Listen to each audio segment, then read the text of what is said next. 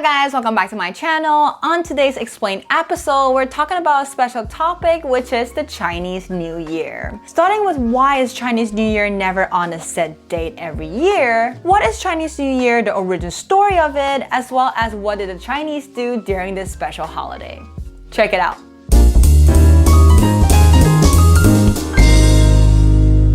First of all, Happy New Year's, guys! We're in 2023 for around 2 weeks now, but for us Chinese, we're still waiting for the real New Year's, which can be considered one of the most important holidays in the Chinese culture. In the West, unless you live right next to a Chinatown, during Chinese New Year, you probably were just watching TV at home and didn't know the fifth of the population in the world is celebrating crazily that night. Learning a new culture is always fun, so today I'm gonna share with you some basic knowledge of Chinese New Year and how do we celebrate it, so maybe you can join this year with us.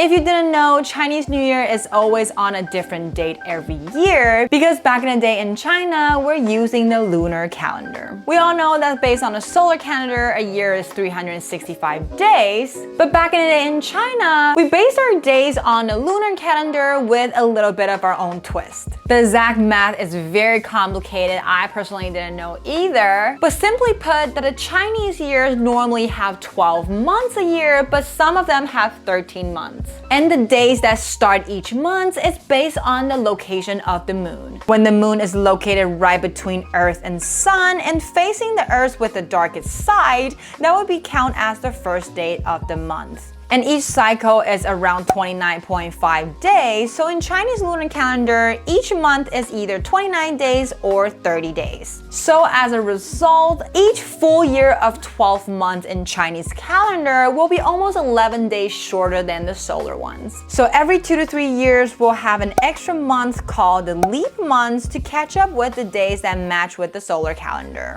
And now this is the reason why when you ask a Chinese person ahead of time, when is Chinese New Year? The answer will be, I don't know, let me check. Now, the origin of Chinese New Year can date it back thousands of years. The most popular origin has to be the story of the Nian beast. Legend has it that this lion-looking beast called Nian will come out to eat people once a year on Chinese New Year's Eve. After numerous attacks, the ancestor figured out that the beast is super powerful, but he still has its weakness. Nian is afraid of the color red, fire, as well as loud noises. So to protect their family, the ancestor reunite with their family and sit around a bonfire so the beast won't come near them. And each household will hang up red couplets right in front of their main door, and people will stay up all night to set up firecrackers to drive the beast away. This legend has been passed down through generations for thousands of years, and now on Chinese New Year's Eve is the day that all the family will gather together and celebrate for the victory of the year. And the tradition requires us to stay up at least till 12 o'clock to welcome the new upcoming year as an indication of the family harmony. Even though this legend is unlikely to be true, just like Santa, but it is a story that we all love regardless of age.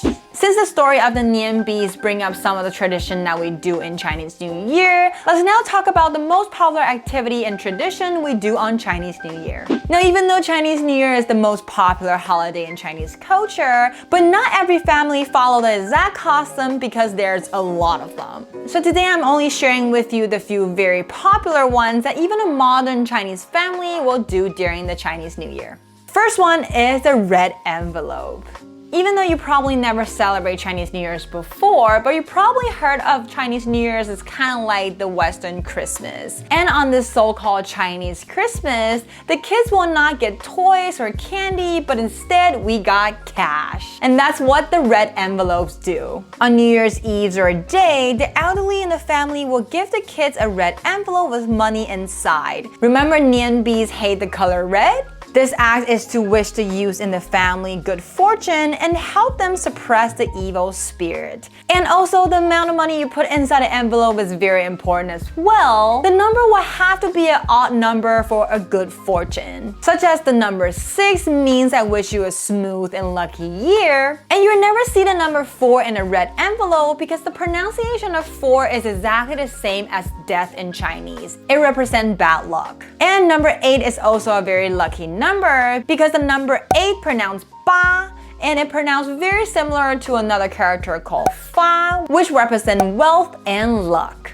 The next one is the New Year's songs and New Year's shopping. Just like Christmas, we also have a lot of traditional Chinese New Year's songs that will be playing all around the country during this holiday. And here's a few old ones. 每条大街小巷，每个人的嘴里，见面第一句话就是恭喜恭喜，恭喜恭喜恭喜你呀，恭喜恭喜恭喜你。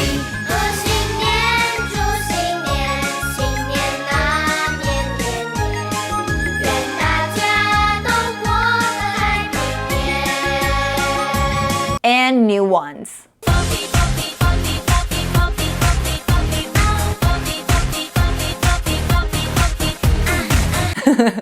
I personally like the old ones better because that's what I grow up with. But leave a comment down below to tell me which is your favorite. 1, 2, or 3.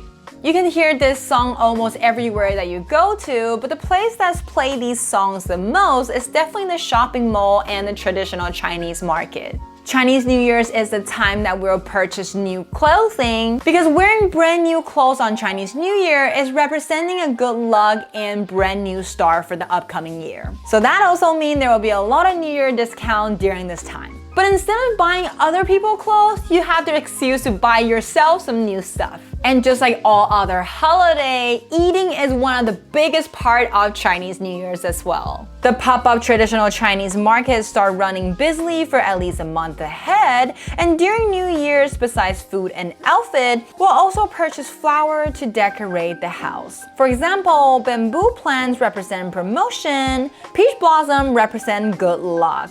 We also love to shop for fireworks, especially if you have kids in your household. On New Year's Eve, starting from around 8 o'clock, you will hear all type of fireworks lighting out there all the way till midnight. This is a fun activity that we like to do nowadays, but it's also based on the story of the year bees. Remember?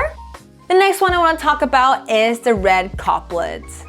Like we mentioned earlier, the red couplet tradition was based on the legend. And nowadays, we like to write words on the red couplets and hang it around the house to wish a good luck for the upcoming year. The most traditional ones are the 3 red couplets hanging on the main entrance of each household. Sometimes you'll see the 4th one sticking upside down on the center of the door, writing either fa, which means wealth, or fu means luck, or chun means spring. And why is it upside down, you ask? Because upside down in Chinese called dao, which pronounced exactly the same as arrival. So if you put the spring upside down, that means spring has arrived, and if you put wealth upside down, that means wealth has arrived. Writing your own red couplets is also a popular activity because writing in brush pen is not a skill that everybody have nowadays. So it is always fun and challenging to do this with your kids or friends and see who has the best writing. And last but not least, we have to talk about gambling. We Chinese love to gamble. And have you seen this game before? It is called the Mahjong. This is a popular game not only in Chinese culture, but also in Korea, Japan, and a lot of countries in Southeast Asia. Mahjong is one of the most popular played games during Chinese New Year. With or without playing in real money, this is the time to test out your New Year's luck. But now you might think, what if I lose? Isn't that bad luck? Might as well not try. We got you all covered. Because in Chinese culture, we believe if you win money during Chinese New Year, that means your upcoming year will be very wealthy and lucky. And if you lose, that means you use up all your bad luck for next year right now, and you will have a smooth and lucky year next year as well. So either way, it's a win-win situation. And as a child, this is the only time of the year that you can stay up till midnight and gamble with your parents. And that's it for today. If you've been following me for a while, you might notice that I take out the word of the day on my YouTube video and put it on my Instagram. I know some of you really like that section, so this year we're gonna bring that back. And here's the word of the day for you. 新年快乐. Happy New Year. 新年快乐. Thank you for watching to the end. Let me know if you like this information by giving this video a thumbs up. It's only gonna take you a second, but it means a lot to me. I make video on YouTube every Monday and Thursday, so remember to hit that bell and you'll never miss out. Last but not least, don't forget to subscribe on my channel if you haven't already, and I'll see you in the next one.